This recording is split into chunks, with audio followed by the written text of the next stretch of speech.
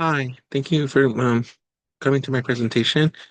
My name is Jesus Saldana Mendoza, and today I'll be talking about Chapter 8 of Hammond's book, Information Process to Build Intellectual Capacity. And first, we got to talk about what the chapter talks about. So first, it gives a summary again what cultural responsiveness is, and what is that exactly?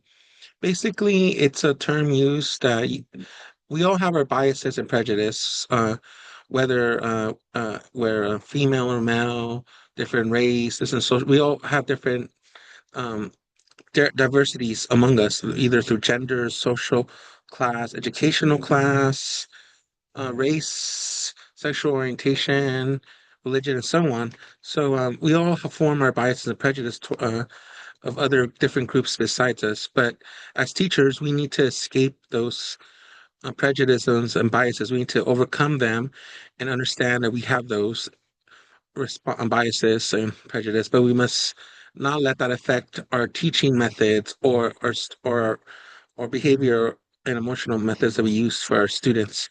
So we have to overcome that in order to show fairness, equity, and fairness to all students.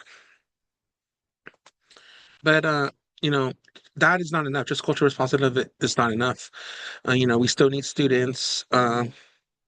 Here, we have some students that are still unmotivated or not interested in subjects, and not only that, we some of these students don't know how to process information or memory that it's given to them or learned through the lesson of the day or the week, or it doesn't matter. Sometimes people need to understand how to process information and lessons, the information that was given to them. So as teachers, we need to also learn how to teach our students how to process information. That's basically what chapter 8 of Hammond is talking about, is how to teach students how to process information. But first, we need to understand how information of process is even done. And there's this theory called the three stages of information process. And the first one is called encoding, or also known as input. It's basically where the um, brain you learn information. So, for example, to say I'm teach science. So, say today we're going to talk about cell organelles. So first, that's when you have to use and when you hear something, you use your sixth senses basically to process information, and usually for teaching is listening or seeing. So once you start your lesson, you have to eye catch a student, make sure there's something that eye catches them quickly. Maybe photo, a good photo that summarizes or questions teach the students what is that and what am I looking at? Like, for example, I like to show my students for organelles just a cell, image of of a cell through a microscope looking at the organelles, and they're like, "Oh, what is that?" So they can they can think about, "Oh, wait, it looks like a cell." So then it's, but what do cells have? And you're like, "Oh, cells have organelles." But what organelles are we looking at? So that's like that gets them to input that information, thinking about, okay, I like this, or maybe this is interesting. What is this more information I need to input? The first one is encoding, like I said. This is where the brain's like, should I learn this information or should I not? The second one, storage, but in the book they call it elaboration, is basically you help the students memorize this information and process. This is basically done through the classroom. Basically, give them an assignment. Like, okay, here, like, so, like, example, like, let's say we're looking about cell organelles. So I'm telling them, okay, so write down what do you see, and so I give you this picture. I give this picture to my students, be like, okay, what do you see? And they write down, oh, I see like a cell. Maybe I see something that it looks like a something that is an animal or something that has little things inside it, but they don't know those are organelles. Maybe they do. That's the whole point, to see what they know, what they don't know. But the whole point is to practice them practice, and then I will later on give them a worksheet. Okay, this is organelles. Now we'll draw them and tell them, okay, here's a picture diagram of organelle of a cell with different organelles. So let's color them all different colors, and then organize them by then name the different colors. Be like, okay, green is chloroplast, blue is mitochondria, etc. So basically, you use this information.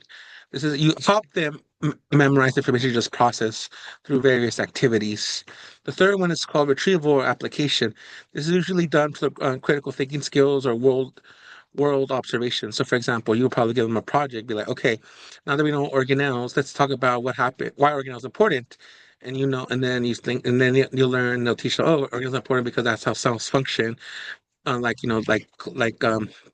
how to take in nutrients, how to take in molecules or out of molecules, how cells divide, how they replicate, how they fix themselves, repair themselves, change shape.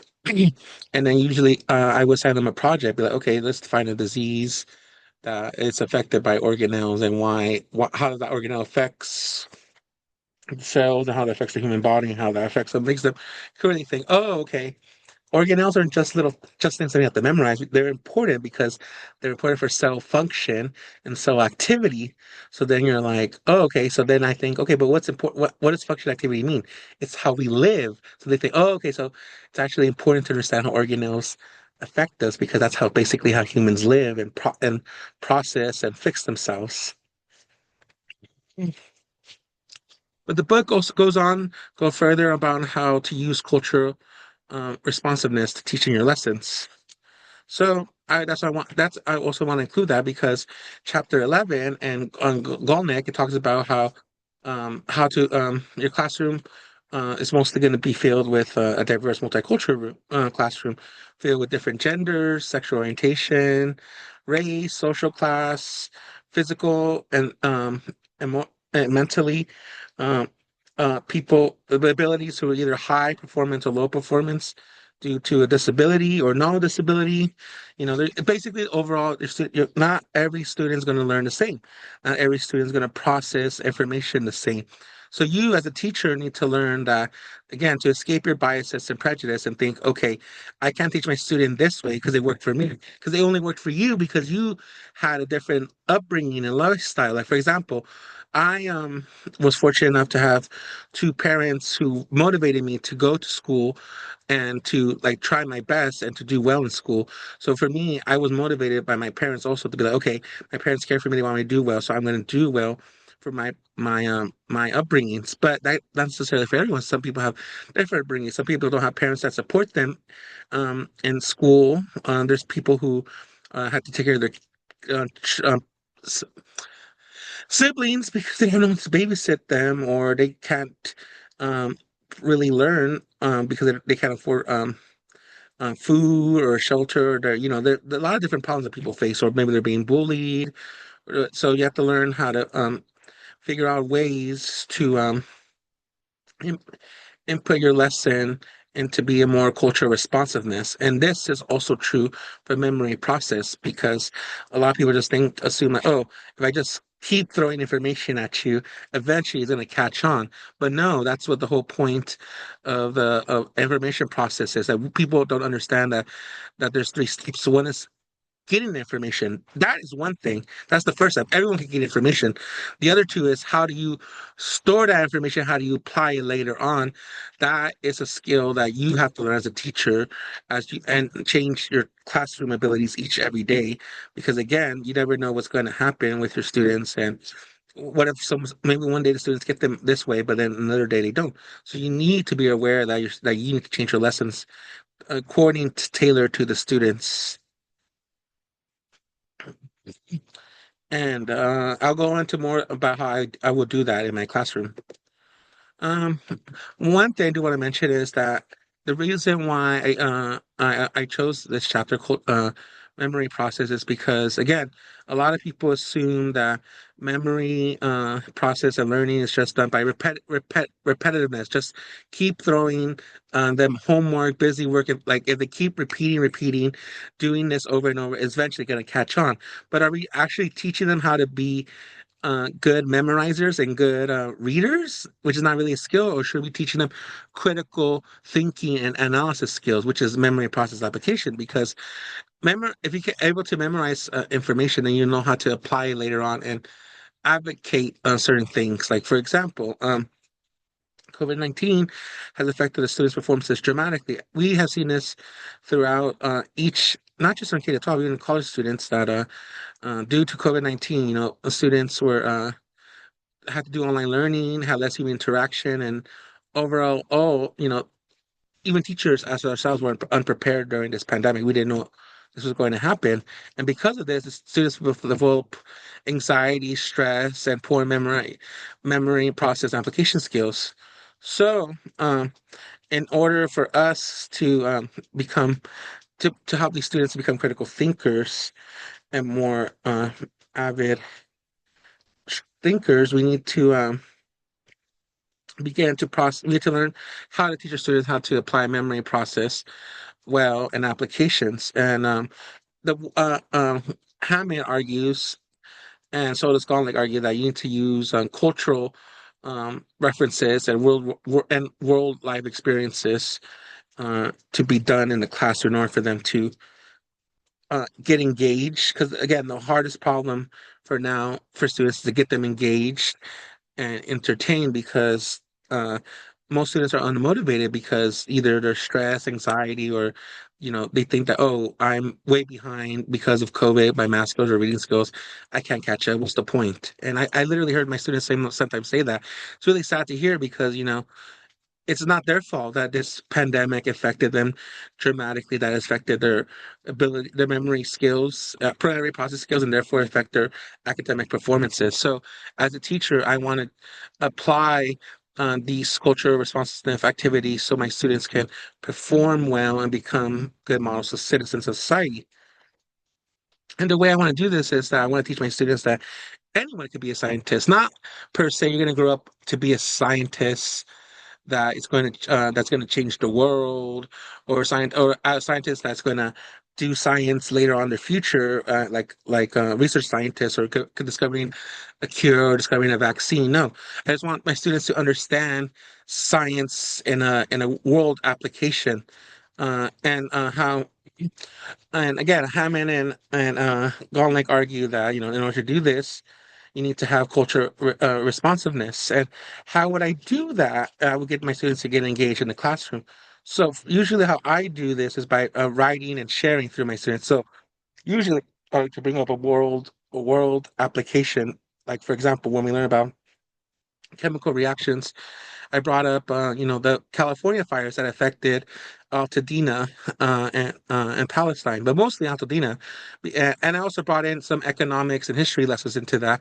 That predominantly Altadena was a predominantly Black community that was greatly affected by the fires because not only did they lose their homes, that affected them emotionally, and they also lost also that's like they have the economically more disadvantaged now because their house got burned. And so then I told them, okay, students, this things happen every day. But then I asked them, but how did what? But then I asked them, how could we prevented this fire? Some students would have said, oh, got more water, or maybe no more. They should have cleaned up the forests because the the fire kept going on because it was kept burning. So I'm okay. So things kept burning. We had to stop fire. How do we do that? How do we stop fire? And then people were like, "Oh, water or a fire extinguisher." I'm like, "Okay, water, fire extinguisher." Okay. Then I tell them the chemical formula for water, and fire retardant spray. And I tell them, okay, this is the and then I talked about, okay, this is the chemical reaction of how fire starts. So it'll be like combustion reaction when heat is applied, that it causes the oxygen molecules to the oxygen molecules to react with each other to create carbon monoxide, and that's the poison you breathe in. That when the fire happens, so that's why. So okay, so not only that, like you cause poison gas caused by fire, but you also learn how fires start through a chemical reaction. And I also want to bring, and then also want to bring a social aspect, saying like, oh, but and then also like how wood burns through a chemical process because wood has a lot of carbon in it, and therefore, if it's able to react with heat, then with oxygen, it could cause a combustion reaction and further cause more fire because fire spreads through the air in the air, and the air is through the oxygen gas. So I always like to make sure that to always show some form of relevancy to my students about the world world experiences, and also their cultural responsiveness, because like as I teach at a school that is predominantly Latinos and Black. So, and I actually had students tragically who were affected by the Altadena fires. So, I always I try to be mindful, like, not to be too affect them too much mentally because I know that could be stressful for some of them. But I just want the other students to think about how, science is happens every day, and unfortunately, such science can happen to such tragedies. But I also like to teach them, oh, there's good things about science, how people were able, how biomolecules are made, to make polymers. So I tell my students how biomolecules. I mean, polymers are used every day, such as plastic, and even for boba, the little bobas that you use to drink are polymers. They just absorb water. That's why they become so big.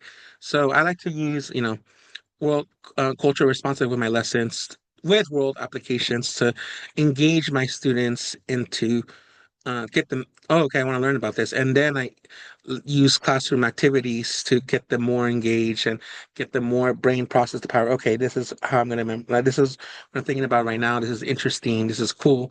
Then later on, I will give them either a project or some form of free response journal about what they learned today and how they would use this in a real world application, or would they how they explain this to their friend or parent who doesn't know about this topic. Because and that takes more critical thinking skills, which is the third one, which is application. You need to learn how to apply to these things and uh, and a memory process skill. So that's why, like I tell my students, anyone could be a scientist. You just need to learn the science through a fun and positive environment way. And yeah, that's it. Thank you for coming for my talk.